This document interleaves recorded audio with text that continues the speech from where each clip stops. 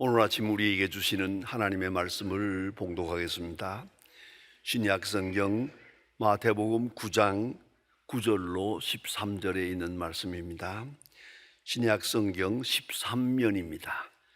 신약 성경 13면 마태복음 9장 9절로 13절에 있는 말씀을 봉독하게 되겠습니다. 이 계시의 말씀을 봉독할 때에 다 함께 하나님의 음성을 들으실 수 있기를 바랍니다. 예수께서 그곳을 떠나 지나가시다가 마테라 하는 사람이 세관에 앉아 있는 것을 보시고 이르시되 나를 따르라 하시니 일어나 따르니라. 예수께서 마태의 집에서 앉아 음식을 잡수실 때에 많은 세리와 죄인들이 와서 예수와 그의 제자들과 함께 앉았더니 바리새인들이 보고 그들에게 이르되 어찌하여 너의 선생은 세리와 죄인들과 함께 잡수시느냐. 예수께서 이르시되 건강한 자에게는 의사가 쓸데없고 병든 자에게라야 쓸데있느니라. 너희는 가서 내가 긍휼을 원하고 제사를 원치 아니하노라 하신 뜻이 무엇인지 배우라. 나는 의인을 부르러 온 것이 아니요 죄인을 부르러 왔노라 하시니라. 아멘. 어느 날 특별한 상담을 하게 되었습니다. 남편과 부인 두 사람이 내 방에 들어와서 진지하게 아주 정말 운명을 결정할 만한 그 사건을 놓고 이렇게 상담을 하게 됐습니다. 왜냐하면 남편이 알코올 중독자입니다. 아무리 끊을래도 끊을 수 없고 또 끊겠다고 맹세하고 약속하고도 또 술을 마시고 또 마시고 도대체 몸도 몸이거니와 가정이 엉망이 되고 사회생활도 다 무너지고 이렇게 돼서 견딜 수가 없어서 어떻게 하면 좋겠느냐 해서 제 방에 들어와서 상담을 하게 됩니다. 늘 후회하면서 늘 맹세하고 약속하고도 또다시 술에 빠지는 남편, 어떻게 하면 좋겠습니까? 뭐 그런 얘기입니다. 긴 이야기를 다 듣고 나서 상담 끝에 제가 말했습니다.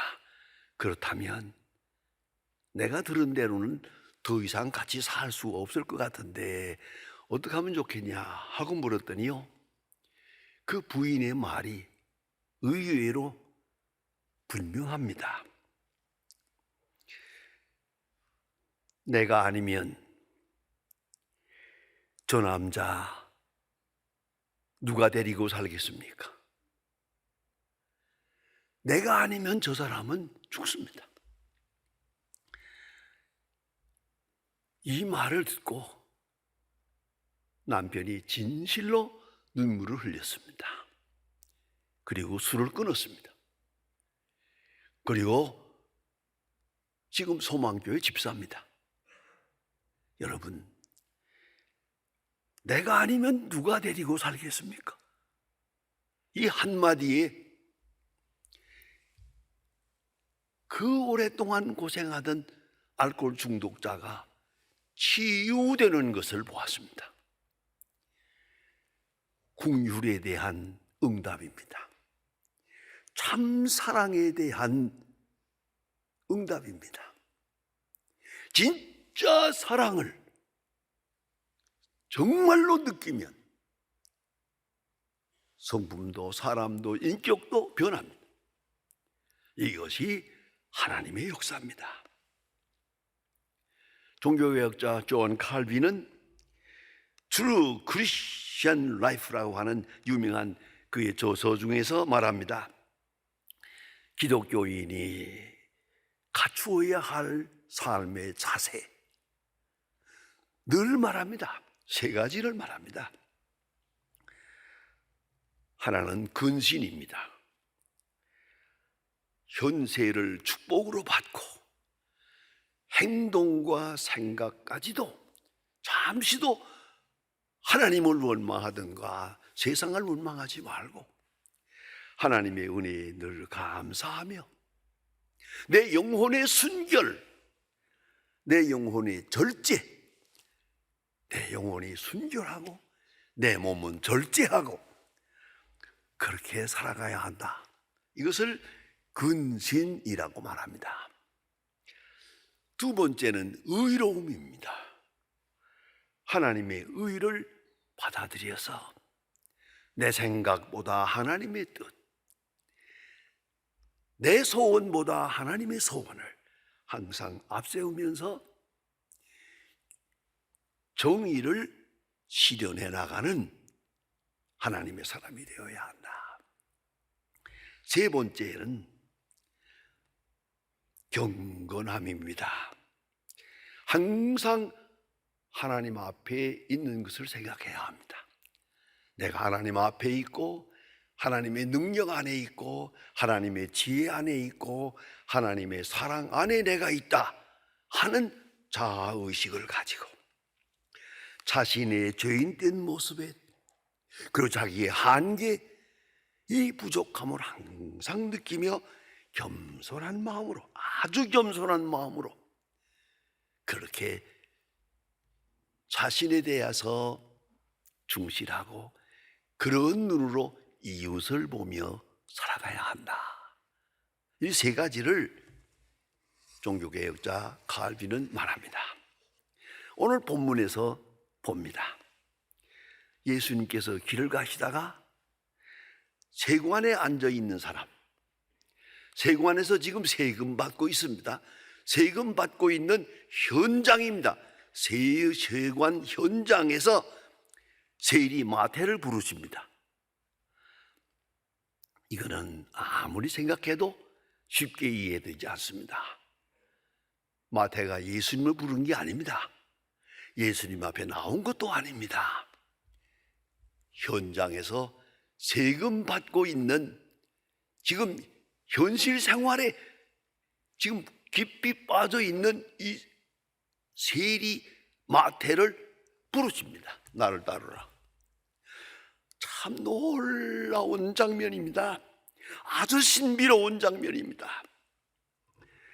당시에 세리라고 하는 것은 멸시와 천대의 대상입니다. 그 기록을 보면 너무너무 어이없는 일도 있습니다. 거지가 지나가다가 자꾸 사람에게 돈 좀 달라고 구걸하라고 하지 않겠어요? 어떤 사람이 돈을 줬어요. 돈을 받고 감사합니다 그러고 있는데 바로 옆에 사람이 또 말합니다. 지금 당신에게 돈을 준 사람이 세리야. 그러면요, 거지가 팔았던 돈을 다시 땅에다 던졌대요. 난 죽어도 세리의 돈을 받질 않아 라고 말입니다. 그렇게 멸시를 당했어요. 아주 사람 취급을 못 받았어요. 왜냐하면 로마 사람들을 위해서 세금 받을 뿐만 아니라 그리고 세리가 폭행을 했거든요. 또 부정했거든요.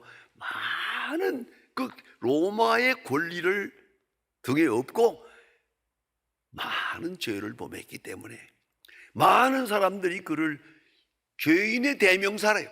세리와 죄인, 죄인과 세리, 그렇게까지 됐는데, 자, 이렇게 멸시받는 사람이에요.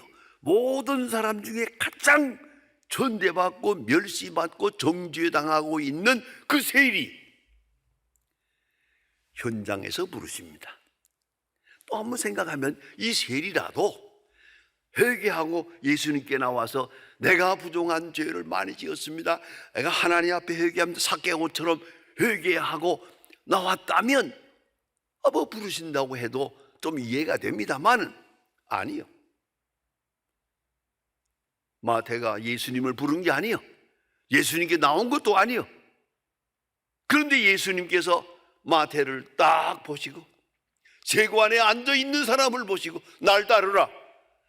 어찌 그런 일이 있을 수 있나?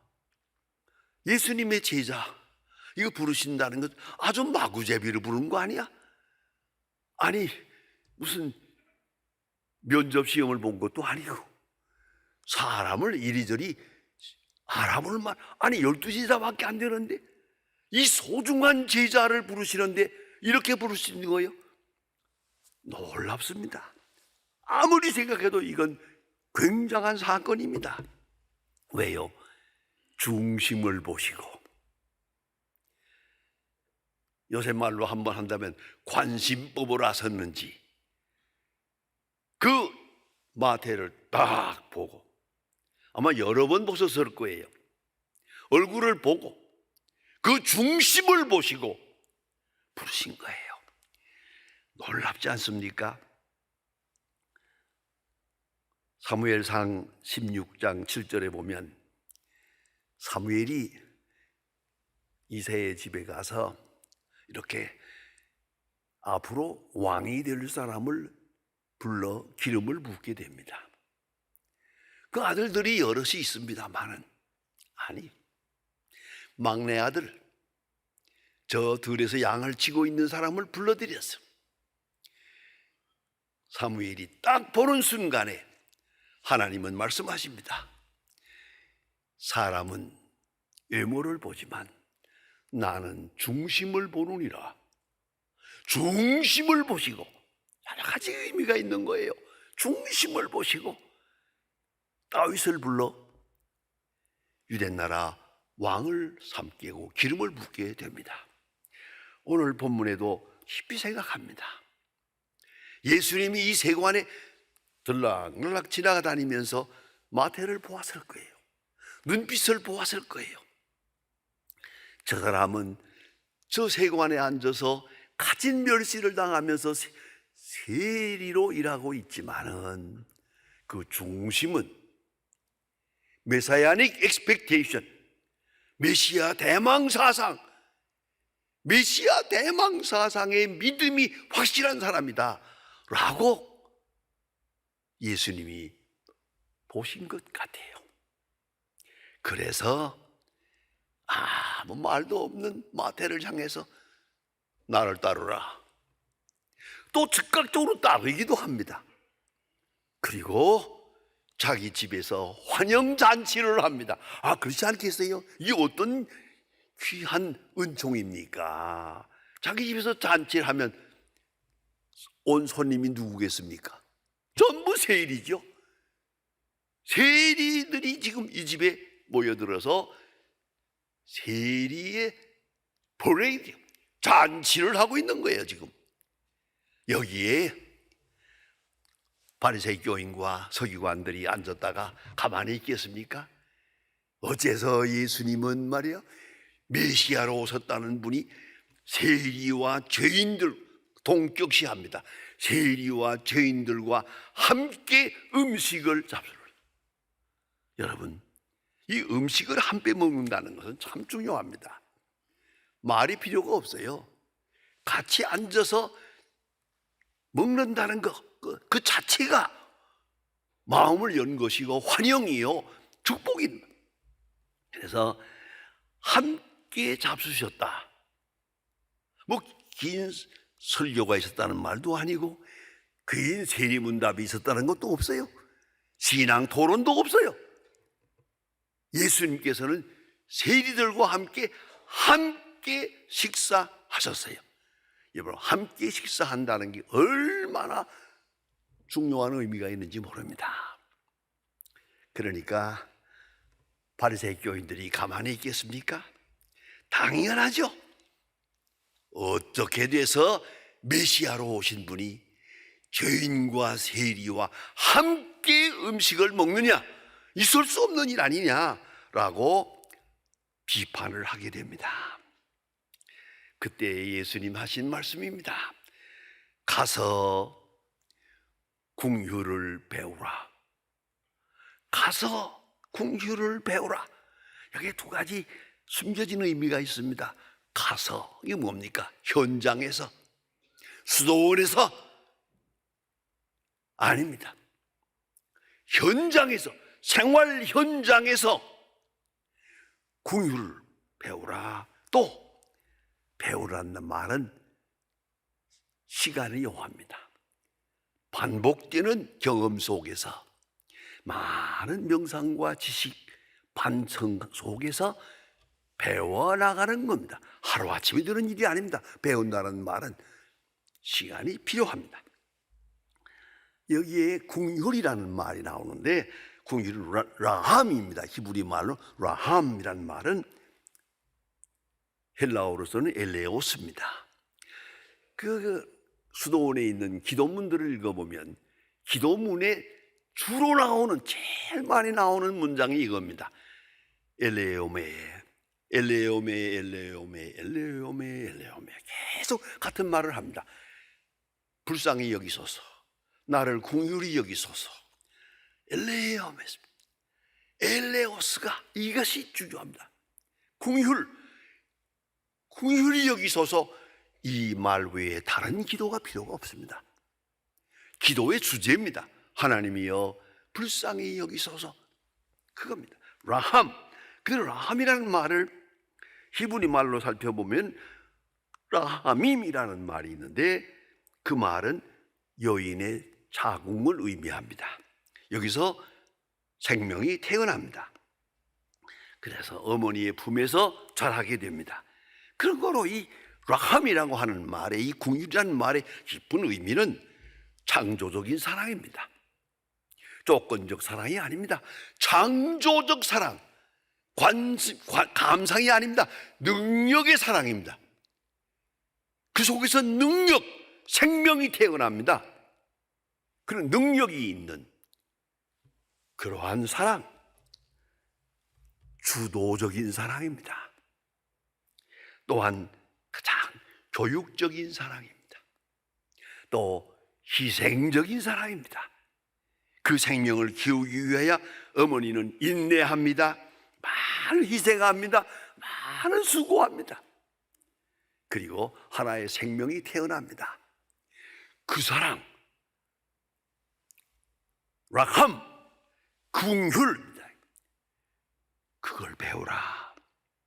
그 사랑 속에 생명이 있고, 그 사랑 속에 생명의 성장이 있고, 하나님의 역사가 있는 것이다. 여러분, 예수님 십자가에 돌아가실 때 그 모진 고난 속에도 첫 번째 말씀이 뭡니까? 하나님이여 저들의 죄를 사하소서, 저들이 하는 것을 모르기 때문입니다. 기가 막힌 얘기입니다. 나는 이 성경을 읽을 때마다 생각나는 게 하나 있습니다. 그것이 바로 여러분이 잘 아는 그런 영화입니다. 벤허라고 하는 영화예요. 그 영화의 마지막 장면에서 나옵니다. 그 벤허가 예수님을 만나서 말합니다. 예수님 십자가에 돌아가실 때 내가 옆에 있었습니다. 그리고 예수님이 하나님이여 저들의 죄를 사하소서라고 할 때 내 손에서 검이 떠나가는 것을 느꼈노라. 그 후로 일생 동안 많은 고생을 하면서도 검을 손에 쥐지 않습니다. 무저항주의로, 박해주의로 승리하는, 그것이 영화 벤허의 주제입니다. 여러분, 그렇습니다. 더욱 중요한 것은 궁유를 배우라. 뭡니까? 내가 먼저 수혜자라는 걸 잊지 마라. 내가 궁유를 베푸는 게 아니라 궁유를 받는 거예요. 궁유를 힘입어 내가 오늘 여기 있는 거예요. 내가 궁유를 베풀 존재가 아니에요. 궁유를 받아야 할 존재예요. 궁유하심을 입어야 하는 존재라. 그걸 잊어서는 안 됩니다. 여러분 너무나도 잘 알지 않습니까? 예수님께서 친히 말씀하신 말씀 중에 마태복음 18장에서 말합니다. 10,000달란트 빚진 자가 있었다. 갚을 길이 없어서 애걸할 때 그 주인이 10,000달란트를 탕감해 주었다. 아이고 감사합니다. 감사합니다. 그리고 문을 나가다가 자기에게 빚진 사람 100데나리온 빚진 사람을 만났다. 갚아라. 조금만 더 기다려주세요. 갚아라 이놈아. 감옥에다 쳐넣었다. 이 소식을 10,000달란트를 탕감해 준 주인이 듣고 다시 불러가지고, 조건문은 아니지만 내가 내게 10,000달란트를 탕감해 주었는데 그래 100데나리온을 탕감해 줄 수 없다더냐. 그것이 마땅한 것이야. 마땅하다는 말이 중요합니다. 마땅한 것이 아니냐. 10,000달란트 탕감받았으면 내게 빚진 사람 100데나리온은 탕감해 주는 것이 마땅하거늘 넌 어찌하여. 그리고 그 주인이 노해서 감옥에 쳐넣어라 이렇게 했다. 한번 비교해 볼 필요가 있습니다. 10,000달란트가 얼마냐. 현대 계산으로 해보니까 1,000만 불에 해당합니다. 100데나리온은 20불에 해당합니다. 계산을 해보니까 50만 분의 1이요. 50만 분의 1. 내가 하나님 앞에 탕감받은 것은 10,000달란트요. 내게 관계된 것은 20데나리온이요. 200데나리온이요. 여러분 10,000달란트를 탕감받았으면 100데나리온은 200데나리온은 탕감해 주는 것이 마땅하지 않습니까? 이게 긍휼이에요. 왜요? 긍휼의 수혜자는 내요. 내가 남에게 긍휼을 베푸는 게 아니라 내가 긍휼을 힘입어야 할 사람이에요. 긍휼함을 입어야 할 사람이에요. 긍휼함의 은총을 받아야 할 수혜자라는 것을 잊어서는 안 돼요. 그래서 마태복음 5장에 예수님 말씀하십니다. 긍휼히 여기는 자는 긍휼히 여김을 받을 것이요. 그렇습니다. 긍휼히 여기는 자는 긍휼히 여김을 받습니다. 여러분 주기도문에도 명백히 나타나 있습니다. 내게 죄 지은 자를 사해 준 것 같이. 무슨 말입니까? 주께서 우리를 용서하시는 것은 무조건적인 것 같으나 그 용서를 받았다면 당연히 우리 또한 용서해야 되는 것이죠. 긍휼하심 받았다면 긍휼을 베풀어야 하는 것이죠.